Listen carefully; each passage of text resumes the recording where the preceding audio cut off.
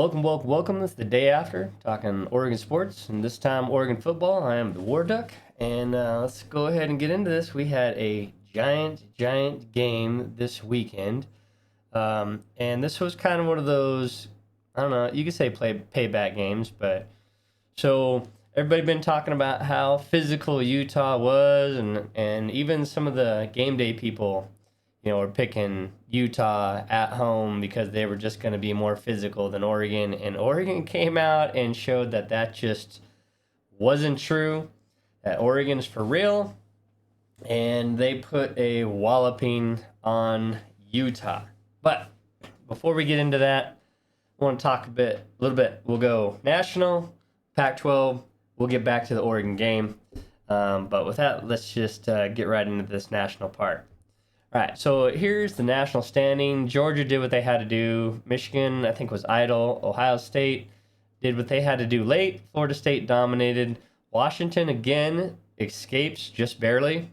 Oklahoma takes a loss to Kansas, which is a very bad loss. Then you got Texas, Oregon, Alabama, Penn State, and Oregon State takes a loss. Now, here's the thing, is Oregon's only loss is to number 5 Washington by 3 points. But somehow, when Oklahoma was way down in the rankings and they beat Texas, they both jumped Oregon, and that makes 0 sense. Now, I think it's politics, but we'll see. I mean, literally, Oregon should be number 6 right behind Washington. There's no reason that Texas or Oklahoma should be in front of Oregon. That just doesn't make any sense.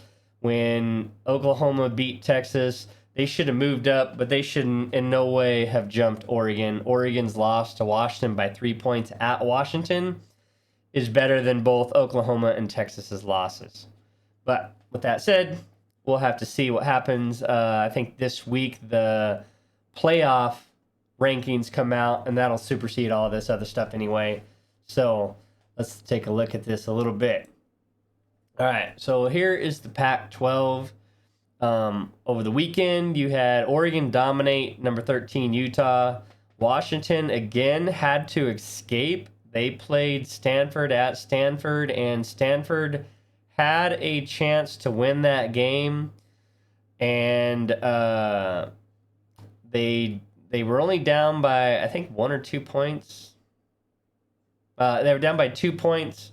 They had the ball with like a minute or two left. It was 4th down and 2, and instead of running the ball, doing like a Stanford powered formation, they threw a trick play. The play worked, but the guy literally hits the ball in his hand. He's thinking about scoring a touchdown. He drops the ball. Washington gets the ball with a minute left, and that's actually the point difference. It wasn't like Washington dominated this game and anything. And the other part of that too is Penix again throws a late pick, giving the other team a chance to win. The other team just can't get it done. Shoots himself in the foot. Yeah. Arizona State gets a win over Washington State at home. Again, USC has to escape Cal by 1 point. That's crazy. And then UCLA dominates Colorado.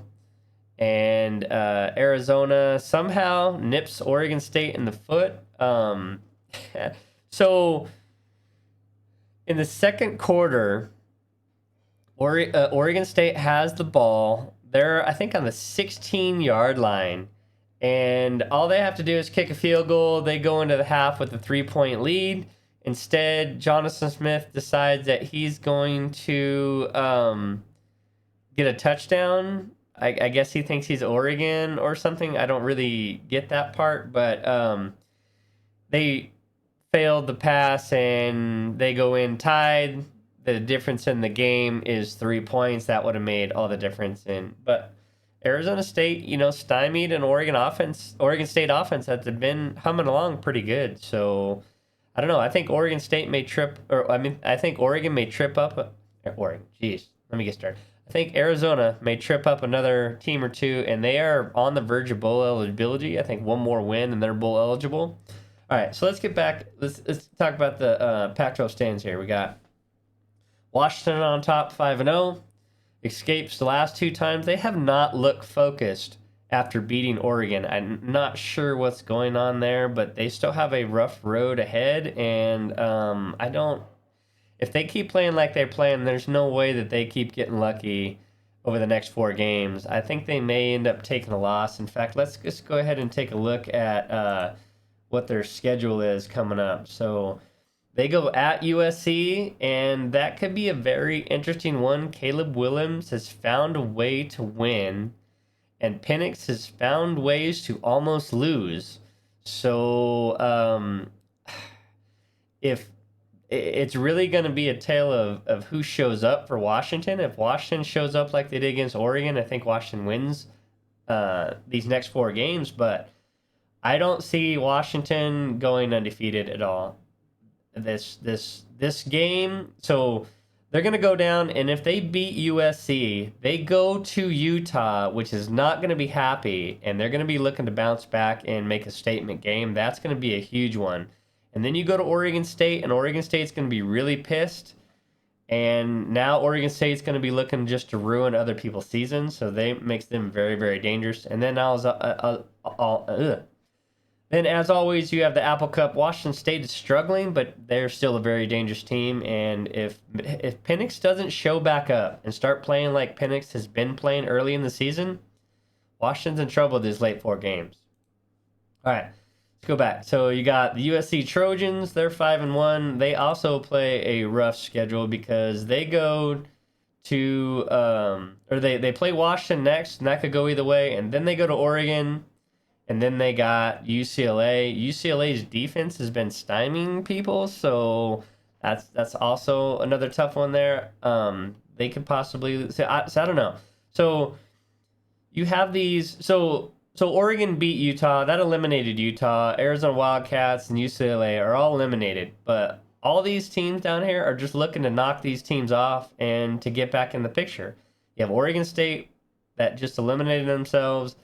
And they're going to be looking to take Washington, USC, and Oregon out. And Oregon State can do that. They have the ability. They're a dangerous team. And that's going to be scary these last few games. So you got Oregon's schedule here. Oregon plays Cal. It's hard to tell with Cal.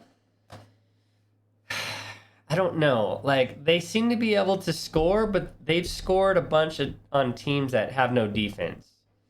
And then they seem to held teams in check for the most part. But I don't know. I think Oregon wins that game pretty easily, but you never know. So, God. And then, but I mean, the good thing is that's at home, so I think that's the other aspect is Oregon wins that game easily. I think Oregon dominates USC. I don't think USC's defense can slow Oregon down, and I think Oregon's defense is going to show up big on this game. Here's a trap game right here. Arizona State. They've found something late in the season, and I think this game is going to be a little bit scary. I'm actually going to go to that game, so we'll hope that that's a good showing for Oregon. But that's a trap game because they're going to come off a big win versus USC. They're going to travel down to Arizona State, and they got Oregon State on a short week the next week. So that's a very scary game. Circle that one because that one could be a hell of a lot closer than it seems. And then Oregon has, thank God, Oregon State at home. I would not want to go to Reser Stadium this year because, I don't know, that's going to be a huge, huge game because that game will send Oregon to the Pac-12 playoff or the Pac-12 championship game and maybe the playoff game. So, all right, so let's take back a look here. So, all right, so that was the weekend wrap up. I can't believe Oregon State lost that game. That was surprising. Oregon State would have been in the top 10 in the rankings. And they just couldn't get it done at Arizona State. Arizona's done a great job lately. Like I said, they're looking to get bowl eligible. And so let's get back to those standings here. Is you have Washington, that's now 6-0. Or no, they're 8-0. Sorry, 8-0, bowl eligible. Trojans bowl eligible. Oregon bowl eligible. Oregon State bowl eligible. Utah bowl eligible. You have Arizona State. You have Arizona 1 game away from bowl eligible. UCLA Bruins bowl eligible. Colorado Buffaloes, I'll tell you right now, are not getting bowl eligible this year. They're not. And let's talk about that. Let's talk about that a little bit. Is you have first-year coach Arizona State, and you have first-year coach Colorado, and then you have a first-year coach in Arizona. And oh no, I think second-year coach in Arizona. I think Fish has been there 2 years now. So the way that this has gone, right, is yes, Arizona State is 2-6. And Arizona is 5-3 in their second year. And then Colorado is 4-4. I don't see Arizona State getting bowl eligible. Colorado is definitely not getting bowl eligible. I think Arizona gets bowl eligible. Now, everybody's made a big deal about Deion Sanders, but who's the real coach of the year here? Because to me, if you're looking at first-year coaches, who's had the best overall, it's got to be Arizona State. Even though Arizona State's 2-6 and Colorado's 4-4, is the way that it's happened. Arizona State is developing their own players. They didn't wholesale and go out and replace their whole roster. And the thing about this Colorado team is, one of the things is that happened in that game is their quarterback had to go in and get pain injections to finish the game. Now let that sink in for a minute. He had to go get pain injections to finish the game. Now, if I'm a parent, that's not what I want. I don't want my kid having to use drugs to finish a game, because obviously he's getting beat up, chance for him to get hurt. Now, if Colorado had kept some of their players instead of this wholesale change, I don't see their offensive line being as bad as it is. They lead the nation in being sacked. That's not good. If you're a marquee quarterback, I don't know why you'd want to go there, because now Deion Sanders is like, oh, we got to get rid of the whole line and get a whole new line. Right? That's always going to be the way that Colorado's going to approach things is we just need to get all new players. These ones suck. I don't ever see Colorado really making a change.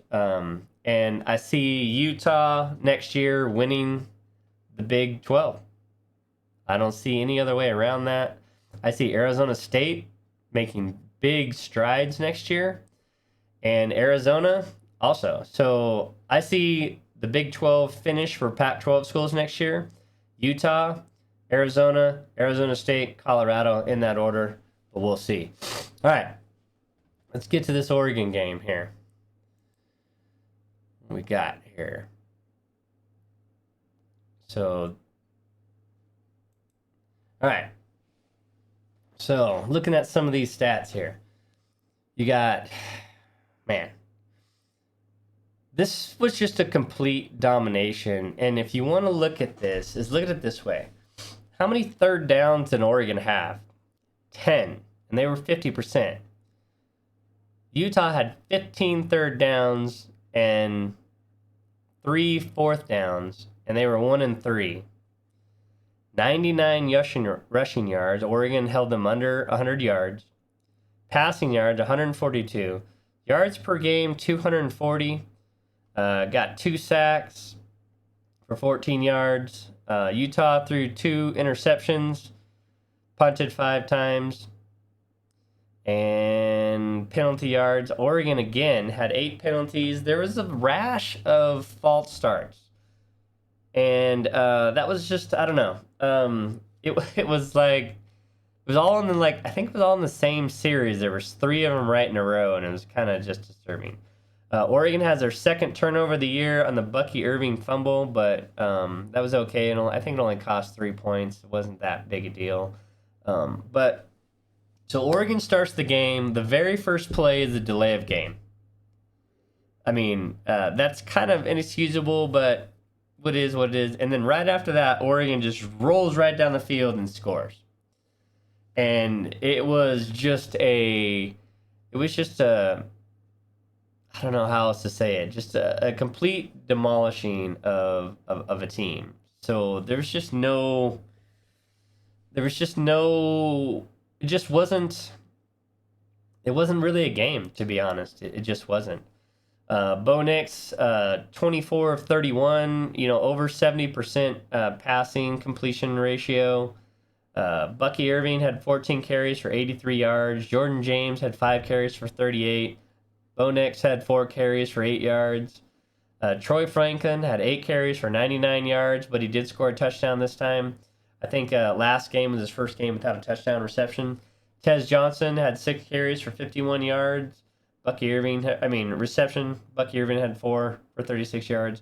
But the thing is Oregon rushing game, 142 yards. Oregon passing game, 248 yards. 27 rushing attempts to 24 receiving attempts. Super balanced. But this game was, if you look at the yardage total on this versus the score, is Oregon played on a short field almost all day. They didn't have any 99-yard drives. It was a shorter field almost all game, and that was a huge testament to the Oregon defense. The Oregon defense has really shown up. They stifled Utah the whole time. They held, holding teams under 100 yards rushing is just hard, but they've been able to do it. And so I'm going to show 2 highlights here that really sum up this Oregon game. Here's this Tysheem, the second interception. Just undercuts the route. Beautiful. Good to have him back.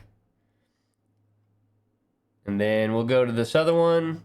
And no, wait, this isn't what I... No, this is the same play. Oh, that's the different one. All right. Hold on one moment while I find the one I want to show you. Okay, so this is what we want to show. We have we got Williams right here. He's gonna just obliterate Barnes, the quarterback here. Boom! Damn, lays him out. And that was pretty much the epitome of the game all day. That just kind of was what it was. He was rushed and harassed all game long. And Oregon's defense has been putting tons of pressure on opposing quarterbacks and not giving them time. And they've been doing really good. I don't see Cal or USC really stopping Oregon on defense, and I just think Oregon's defense is getting better and better and better every game. I think they understand what Dan Lanning wants from them now. They're starting to execute like it, and I think teams are in trouble. I think this is one of the best one-loss teams in the nation, and I think people should be worried when they have to play Oregon on a neutral site, like Washington may have to do in the Pac-12 title game. They won at home by 3 points. They do not want to see Oregon on a neutral site at the end of the year wanting revenge. So with that, we're going to wrap it up. Thanks for watching. Much love all, and we will catch you next week.